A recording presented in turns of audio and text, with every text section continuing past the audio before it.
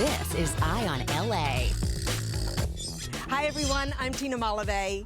Los Angeles boasts some of the most architecturally incredible homes in the country. And today, Eye on LA is taking you for an inside look at some of the most unique, intricately designed, and downright quirky homes that are so special to our city. Starting right here at the iconic Stahl House. High above the famed Chateau Marmont, with a bird's-eye view of the Sunset Strip, is an authentic mid-century modern masterpiece. And today, the Stahl House is more popular than ever. We certainly attribute a lot of the interest in the house today just to the resurgence of mid-century design, both in furniture and architecture. Now, a local historical monument, it didn't start out like that. In 1954, Buck and Carlotta Stahl purchased the cliffside lot in the Hollywood Hills for a mere $13,500 and a handshake. Not a bad deal. I think him and my mom just fell in love with nothing being in the way of any view in any angle. So the obvious conclusion was, if you want a house that's not in the way of your view, you need to have a glass house. My dad interviewed 3 architects, 2 of which pretty much told him the model that they were looking at was unbuildable for this property. But Pierre Koenig, who he had kind of learned about from a newspaper article, and understood the materials he was working with, steel, glass, concrete, and it took 13 months to construct. Koenig was one of several mid-century modern architects commissioned to design and build affordable model homes in expectation of the housing boom to follow World War II. The Stahl House, or Case Study 22, was built in 1959 and is one of the most iconic architectural projects of the 20th century. I think it's kind of indisputable that Julia Schulman's picture kind of put it on the map. Sent by Arts and Architecture magazine, photographer Julia Schulman's photos of the house would become some of LA's most iconic images. But to the Stahls, it was just home. It's just a place you live. You grew up there. It's home. And we're very comfortable here. Mark Stahl, the youngest of the 3 Stahl children, gave us a tour of the home he grew up in. I'm trying to imagine you guys as kids running around here and everything.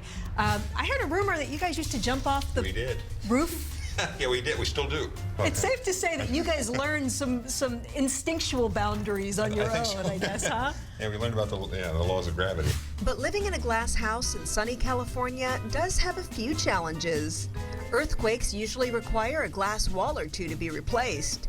The house has no air conditioning, and they have to get new furniture and carpeting every few years due to sun damage. Can I see where you guys would sleep? This is the one that has minimal glass. This Okay. is the master bedroom. It also actually served for lots of our younger years as kind of the family room. So it wasn't a very private room for him, but Right. it was a good family room. And just on the other side of the wall. This is the kids' room. Okay, all This 3 is- of you were in here. All 3 of us were in this single room. Mark, you guys seem like you are such a close family. Living in this house, it must just bring you closer together. I think it did, and I think it forces us to think about privacy a little different than I think normal people do. We lived in a glass house. Today, when we look at this glass house, we see a masterpiece. But for the Stahl children, I can't not look at the house and not think of Mom and Dad. They were very proud of this house. you can totally imagine dinosaurs walking all over this place. You're watching Eye on LA's Utah Adventure, and we're about to enter Zion National Park, a place so awe-inspiring that people that enter claim it actually feels like a sanctuary for the soul.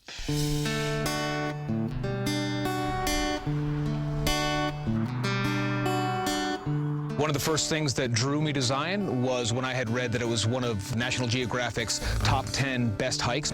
Zion is a pretty magical place. It's the ultimate in outdoor desert activity, and there's stuff for everybody. There is stuff for little kids, and there's stuff for high adventure, rock climbing, canyoneering, backpacking.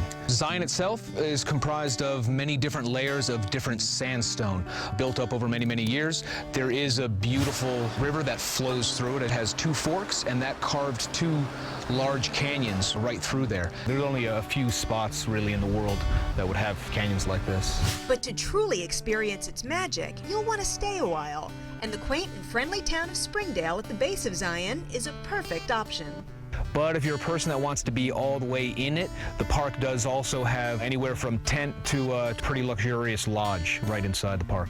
And even hundreds of miles away from Hollywood, we discovered a bit of movie history. There were even some motion pictures filmed right here in the Zion area, specifically in Grafton. The ghost town of Grafton, one of the first settlements in southern Utah, and everybody mostly remembers Butch Cassidy and the Sundance Kid when Paul Newman was riding on the bicycle around the apple orchard. That was filmed right here in Grafton.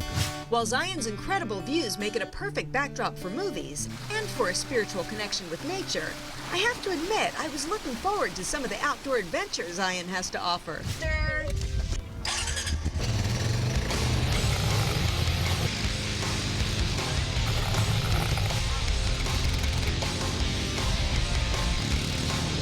Now that's what I call a sand ballet exhibition. I know what I want for my birthday! Woo! Ancient sculptures and precious artifacts, all created in Mexico around 1400 BC by the Olmec civilization, and now on display for the first time on the West Coast at LACMA.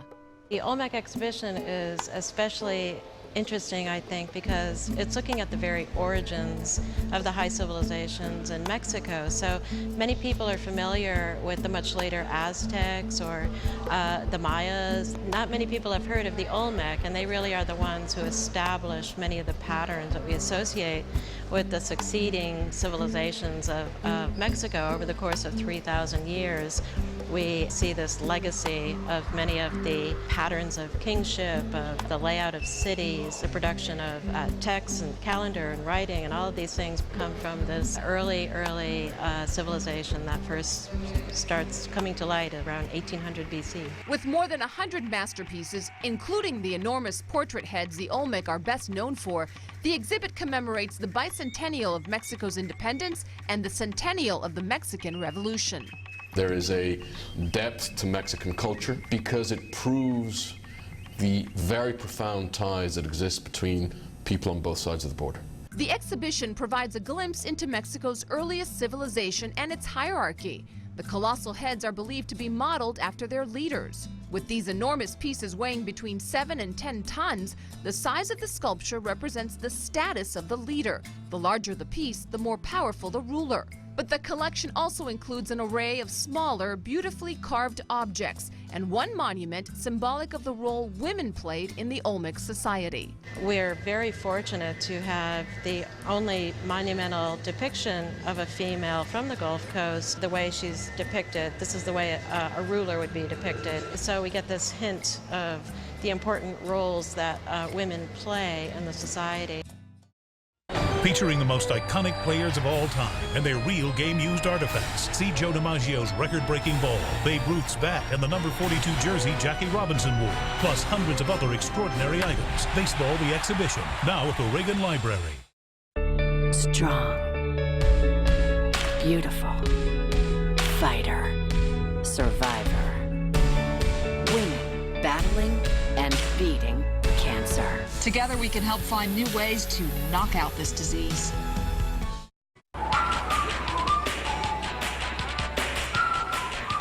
Hey, I'm bringing my show to LA. Come in and talk to me. Who do you think's sexier, Jimmy Kimmel or Rod Stewart? Jimmy Kimmel, because he's right down the street. They're both going to be on my show. A star-studded week you can't miss. It is one of history's most catastrophic events, but what nature destroyed, it also preserved. Pompeii the exhibition, now open at the California Science Center. Get up close and personal at SeaWorld with Explorers Reef. See and touch pools filled with a variety of fish, including 400 bamboo sharks and over 4,000 cleaner fish. SeaWorld opens their front gates 30 minutes before they open the rest of the park. Get there early, grab your coffee, a map, and get a head start at their new hands-on exhibit, Explorers Reef, without the crowds. This is our house. And this is what earthquakes are. Always be prepared. Get started at preparesocal.org. You have some work to do. A message from ABC7 and the Red Cross. The Sony you've always wanted. If Sony makes it, Video and Audio Center has it like no one else. Sony 4K Ultra HD TVs. You've got the movie theater experience in your home with more than 4 times the resolution of HD. Sony's XBR. Sony ES Premium home theater receivers with Control 4 for incredible home automation. The latest, the newest, always first at Video and Audio Center. Sony headquarters for you. This summer, almost 2 million Southern Californians are struggling to meet their family's basic needs. As your neighborhood grocery store, Vons is committed to helping our neighbors in need. Please join us and help feed SoCal. Just stop by your local Vons or Pavilions and pick up a $5 food bag or non-perishable food item and drop it in the bin when you check out. It's that easy.